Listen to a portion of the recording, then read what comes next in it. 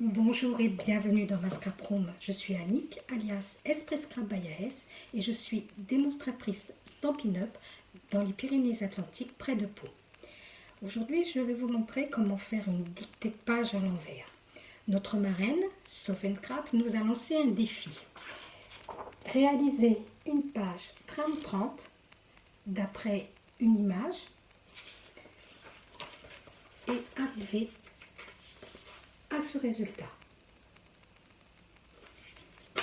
Suivez-moi sur mon espace de travail, je vous explique tout.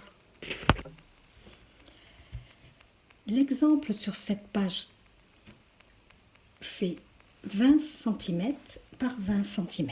J'ai donc quadrillé à l'horizontale et à la verticale tous les 1 cm.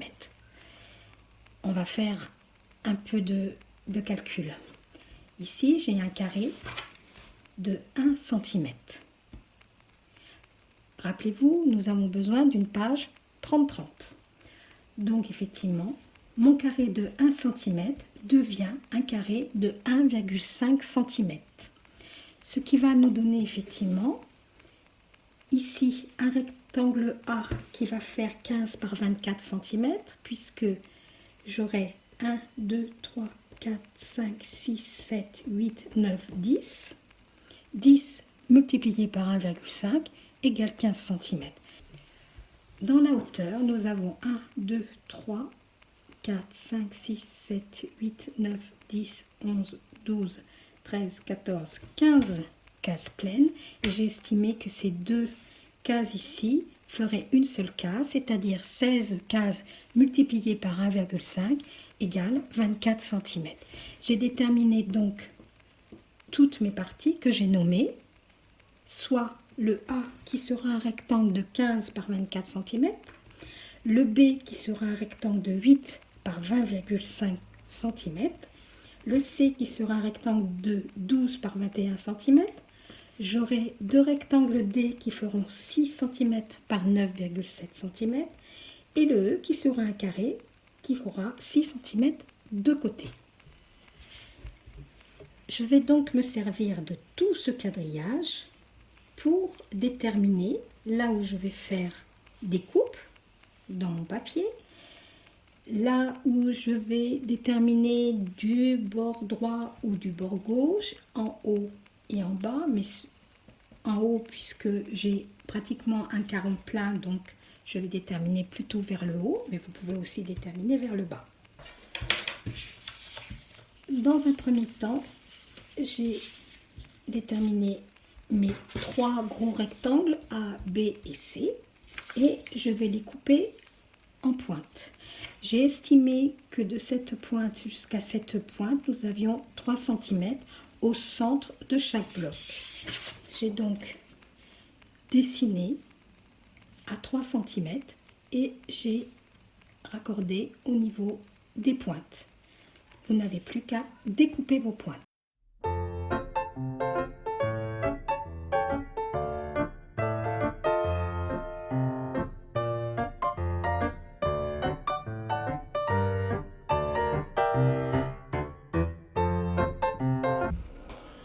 Voici mes trois gros rectangles découpés avec les pointes.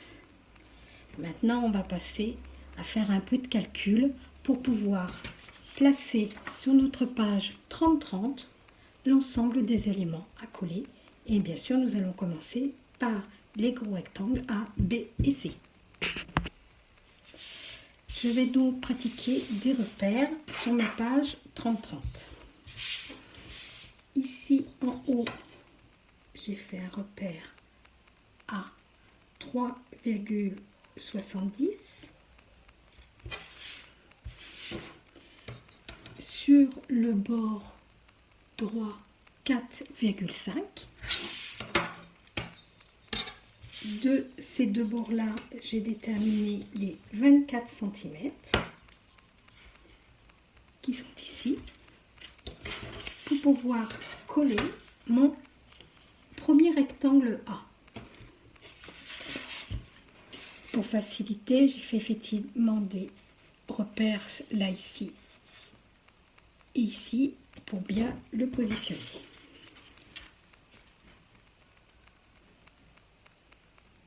Vous pouvez coller.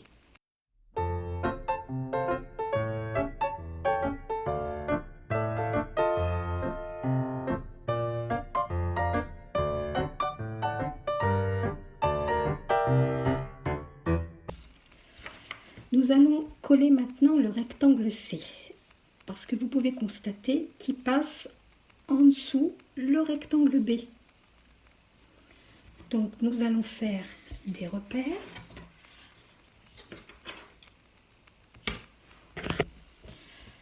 Pour coller le rectangle B qui va chevaucher les rectangles A et C, j'ai fait de même en prenant en haut un repère à 1,5 cm et deux autres repères à 10,7 cm du bord gauche.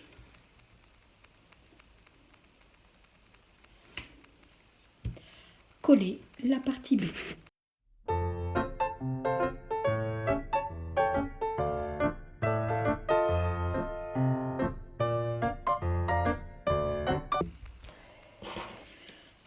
Pour coller les deux rectangles D et le carré E, j'ai tracé un repère léger à 9 cm du bord haut.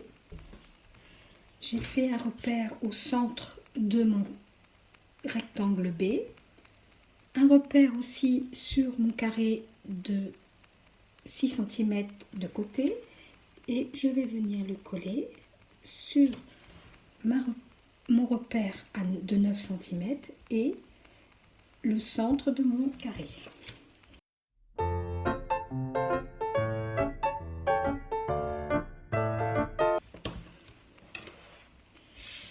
J'ai collé ensuite mes deux rectangles D à environ 2 mm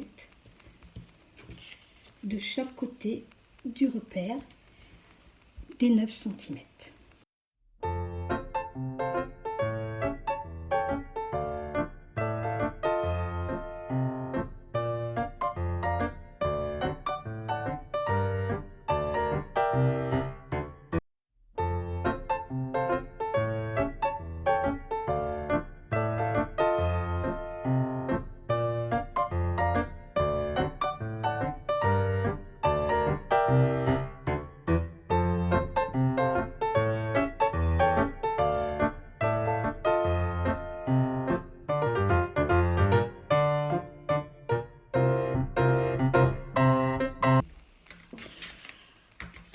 On va finir avec la déco des petits cercles qui effectivement sont placés dans chaque coin de la page. Et puis mettre de belles photos ici. Allez, je fais tout ça et on voit le résultat après.